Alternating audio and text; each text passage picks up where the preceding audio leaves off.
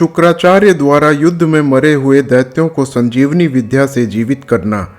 दैत्यों का युद्ध के लिए पुनः उद्योग। नंदीश्वर द्वारा शिव को यह वृत्तांत बतलाना। शिव की आज्ञा से नंदी द्वारा युद्ध स्थल से शुक्राचार्य को शिव के पास लाना। शिव द्वारा शुक्राचार्य को निगलना। व्यास जी बोले, उस भयानक तथा रोमांच उत्पन्न कर देने वाले महायुद्ध में भगवान सदाशिव ने विद्वान दैत्याचार्य शुक्र को निगल लिया। यह बात मैंने संक्षेप में सुनी। अब आप उसे विस्तार के साथ कहिए कि शिव जी के उदर में स्थित महायोगी शुक्राचार्य ने क्या किया। शिव जी की प्रलयकालीन अग्नि के समान जठराग्नि ने उन शुक्र को जलाया क्यों नहीं। कालरूप बुद्धिमान तथा तेजस्वी शुक्राचार्य किस प्रकार शिवजी के जठर पंजर से बाहर निकले। उन शुक्र के लिए किसने तथा कितने समय तक आराधना की। उन्होंने मृत्यु का शमन करने वाली उस परा विद्या को कैसे प्राप्त किया। और हे तात, वह कौन सी विद्या है जिससे मृत्यु का निवारण हो जाता है। देवाधिदेव लीला विहारी भगवान शंकर के त्रिशूल से छुटकारा पाए हुए अंधक ने किस प्रकार गणपत्य पद प्राप्त किया। हे परम बुद्धिमान तात, कृपा कीजिए और शिव लीलामृत का पान करने वाले मुझको यह सब विशेष रूप से बताइए। ब्रह्मा जी बोले, हे तात, अमित तेजस्वी व्यास जी के इस वचन को सुनकर शिव जी के चरण कमल का स्मरण करके सनत कुमार जी कहने लगे। सनत कुमार बोले, हे महाबुद्धिमान व्यास, आप मुझसे शिव लीलामृत का श्रवण कीजिए। आप धन्य हैं, शिव जी के परम भक्त हैं और विशेषकर मुझे तो बहुत आनंद देने वाले हैं। जिस समय अत्यंत दुर्भेद्य वज्र व्यूह के अधिपति भगवान शंकर एवं गिरि व्यूह के अधिपति अंधक में घनघोर युद्ध छिड़ा हुआ था, उस समय सर्वप्रथम बलशाली दैत्यों की विजय हुई और हे मुने, इसके बाद शिवजी के प्रभाव से प्रमथ गणों की विजय हुई। यह सुनकर महान दैत्य अंधकासुर अत्यंत दुखित हुआ और वह विचार करने लगा कि मेरी विजय किस प्रकार होगी। इसके बाद परम बुद्धिमान महावीर वह अंधक संग्राम छोड़कर शीघ्र ही अकेले शुक्राचार्य के पास गया। परम नीतिज्ञ वह अंधक रथ से उतरकर अपने गुरु शुक्राचार्य को प्रणाम करके हाथ जोड़कर विचार करके यह कहने लगा। अंधक बोला, हे भगवान, हम लोग आपका आश्रय लेकर आपको गुरु मानते हैं। सर्वदा विजय पाने वाले हम लोग आज पराजित हो रहे हैं। आपके प्रभाव से हम लोग सदैव शंकर, विष्णु आदि देवताओं को तथा उनके अनुचरों को क्षुद्र तृण के समान समझते हैं और आपके अनुग्रह से सभी देवता हमसे उसी प्रकार डरते हैं जैसे सिंहों से हाथी और गरुड़ों से सर्प डरते रहते हैं।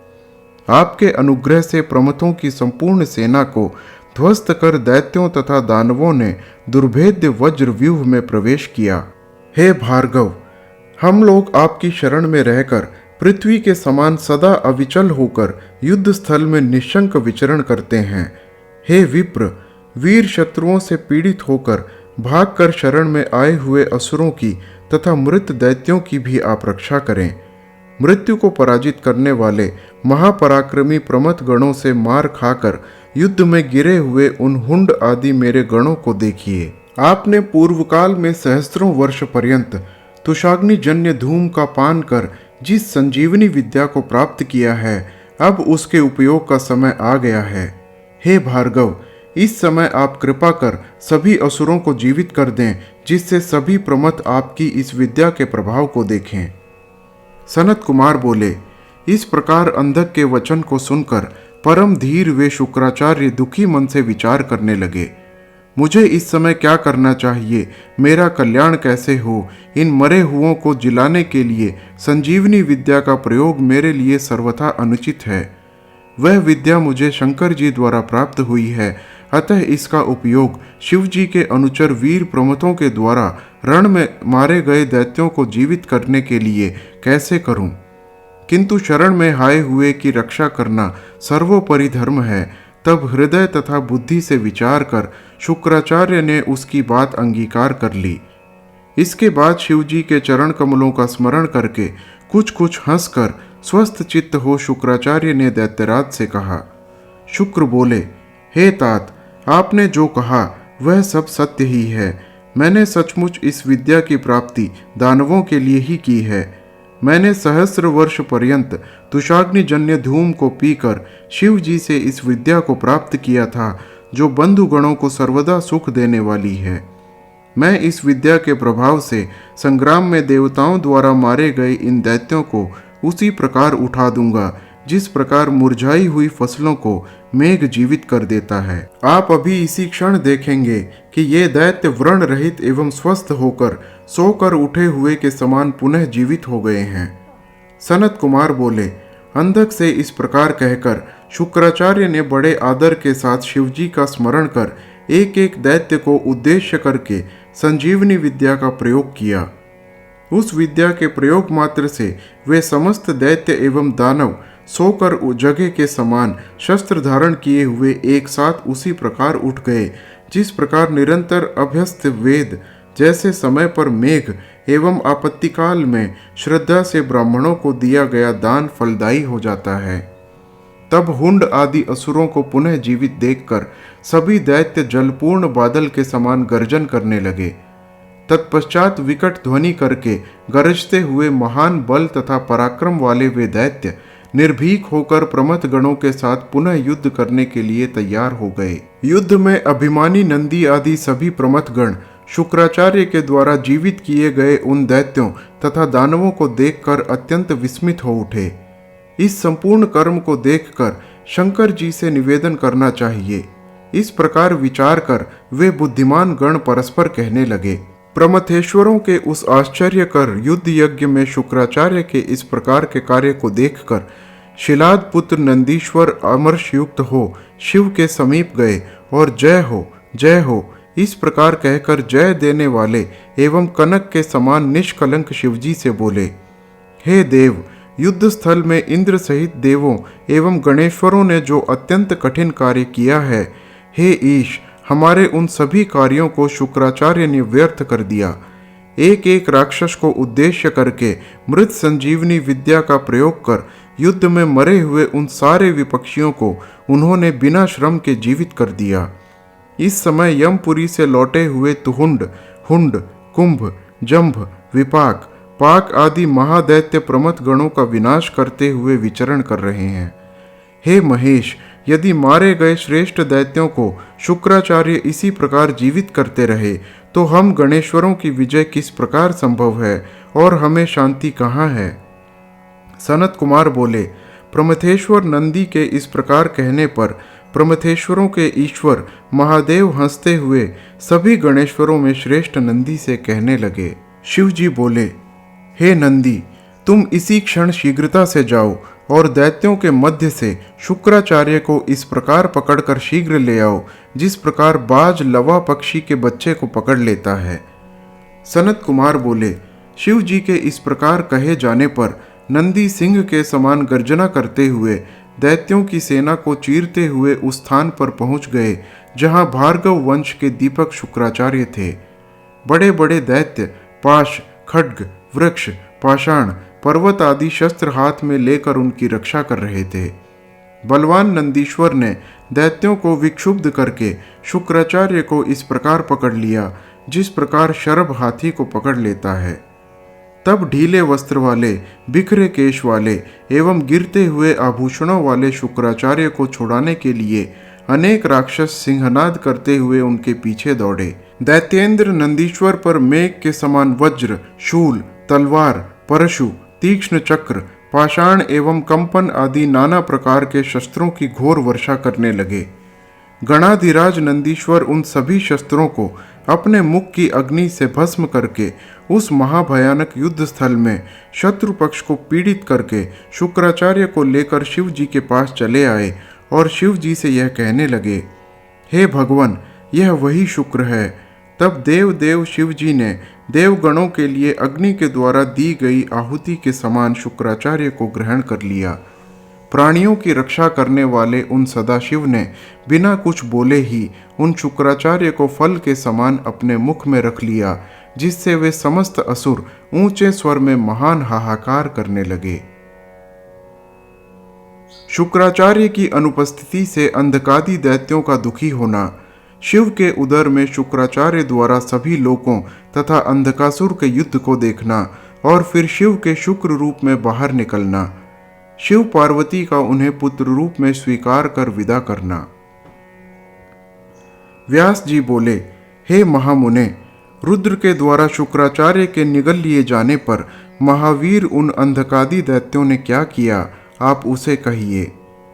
सनत कुमार बोले, शिव जी के द्वारा शुक्राचार्य के निगल लिए जाने पर दैत्य उसी प्रकार विजय की आशा से रहित हो गए जैसे सूंड से रहित हाथी, सींग से रहित वृषभ, सिर विहीन देह समुदाय, अध्ययन से हीन द्विज, उद्यम रहित सामर्थ्यशाली, भाग्य से रहित उद्यम, पति विहीन स्त्री, पंख से रहित पक्षी, पुण्य रहित आयु, व्रत विहीन शास्त्र ज्ञान, शूरता से रहित क्षत्रिय, सत्य से रहित धर्म और एकमात्र वैभव शक्ति के बिना समस्त क्रियाएं अपने फलों से रहित हो जाती हैं। नंदी के द्वारा शुक्राचार्य के हरण कर लिए जाने एवं शिव जी के द्वारा उन्हें निगल लिए जाने पर युद्ध के लिए प्रयत्नशील होते हुए भी सभी दैत्य दुख को प्राप्त हुए। उन्हें उत्साह रहित देखकर महान धैर्य तथा पराक्रम से युक्त अंधक ने हुंड तुहुंड आदि दैत्यों से इस प्रकार कहा। अंधक बोला, अपने पराक्रम से शुक्राचार्य को पकड़ कर ले जाते हुए इस नंदी ने हम लोगों को धोखा दिया है। उसने निश्चय ही हम लोगों को बिना प्राण के कर दिया है। केवल एक शुक्राचार्य के हरण कर लिए जाने से हम लोगों का धैर्य, ओज, कीर्ति, बल, तेज और पराक्रम एक साथ ही नष्ट हो गया। हम लोगों को धिक्कार है जो कि हम कुल पूज्य, परम कुलीन, सर्वसमर्थ, रक्षक एवं गुरु की इस आपत्ति में रक्षा न कर सके। अतः तुम सब वीर गुरु के चरण कमलों का स्मरण करके बिना विलंब किए ही उन वीर शत्रु प्रमथ गणों के साथ युद्ध करो। गुरु शुक्राचार्य के सुखद चरण कमलों का स्मरण कर मैं नंदी सहित सभी प्रमथों को नष्ट कर दूंगा। आज मैं इंद्र सहित देवताओं के साथ इन प्रमथ गणों को मारकर इन्हें विवश कर शुक्राचार्य को इस प्रकार छुड़ाऊंगा जिस प्रकार योगी कर्म से जीवन को छुड़ा देता है। यद्यपि ऐसा भी संभव है कि हम लोगों में से शेष का पालन करने वाले महायोगी प्रभु शुक्र स्वयं योग बल से शिव जी के शरीर से निकल जाएं। सनत कुमार बोले, अंधक की यह बात सुनकर मेघ के समान गर्जना करने वाले निर्दय दैत्य मरने का निश्चय कर प्रमथ गणों से कहने लगे, आयु के शेष रहने पर प्रमथ गण हमें बलपूर्वक जीत नहीं सकते, किंतु यदि आयु समाप्त हो गई है तो स्वामी को युद्ध भूमि में छोड़कर भागने से क्या लाभ है। अत्यंत अहंकारी जो लोग अपने स्वामी को छोड़कर चले जाते हैं वे निश्चय ही अंधता मिस्र नरक में गिरते हैं। युद्ध भूमि से भागने वाले अपयश रूपी अंधकार से अपनी ख्याति को अत्यधिक मलिन करके इस लोक एवं परलोक में सुखी नहीं रहते हैं। पुनर्जन्म रूपी मल का नाश करने वाले धरा तीर्थ युद्ध तीर्थ में यदि मनुष्य स्नान कर लेता है तो दान, तप एवं तीर्थ स्थान से क्या लाभ। इस प्रकार उन वाक्यों पर विचार कर दैत्य तथा दानव रणभेरी बजाकर प्रमथ गणों को युद्ध भूमि में पीड़ित करने लगे। युद्ध में उन्होंने बाण, खड्ग, वज्र, भयंकर शिलीमुख, भुषुंडी, भिंदीपाल, शक्ति, भाला, परशु, खटवांग, पट्टिश, त्रिशूल, दंड एवं मुसलों से परस्पर प्रहार करते हुए घोर संहार किया। उस समय खींचे जाते हुए धनुषों, छोड़े जाते हुए बाणों, चलाए जाते हुए भिंदीपालों एवं भुषुंडियों का शब्द हो रहा था।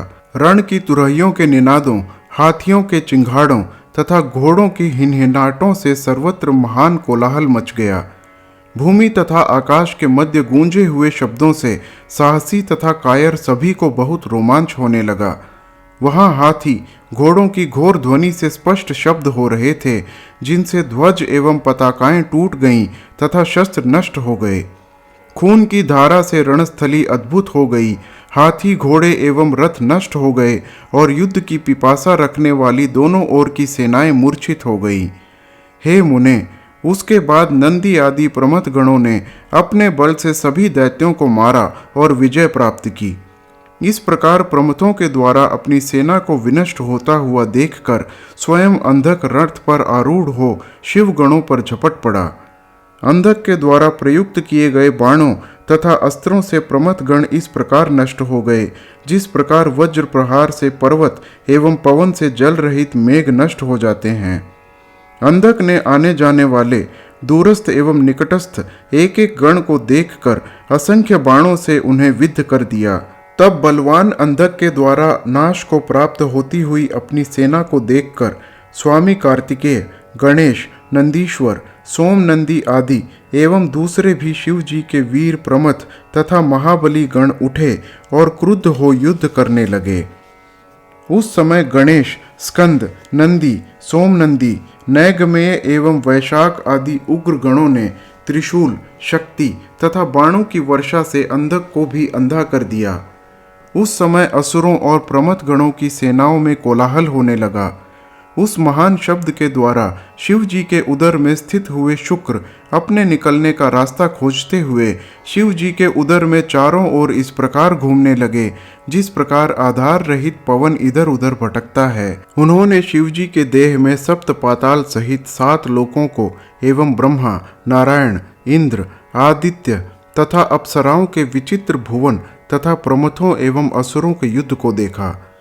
उन शुक्र ने शिव जी के उदर में चारों ओर 100 वर्ष पर्यंत घूमते हुए भी कहीं कोई छिद्र वैसे ही नहीं प्राप्त किया, जैसे दुष्ट व्यक्ति पवित्र व्यक्ति में कोई छिद्र नहीं देख पाता।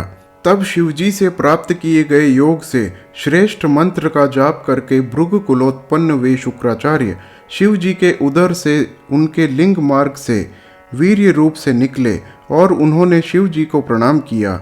उसके बाद पार्वती ने पुत्र रूप से उन्हें ग्रहण किया और उन्हें विघ्न रहित कर दिया। तब लिंग से वीर्य रूप से निकले हुए शुक्र को देखकर दया सागर शिव जी हंसकर उनसे कहने लगे। महेश्वर बोले, हे भृगुनंदन, आप मेरे लिंग से वीर्य रूप में निकले हैं, इस कारण आपका नाम शुक्र हुआ और आप मेरे पुत्र हुए। अब जाइए।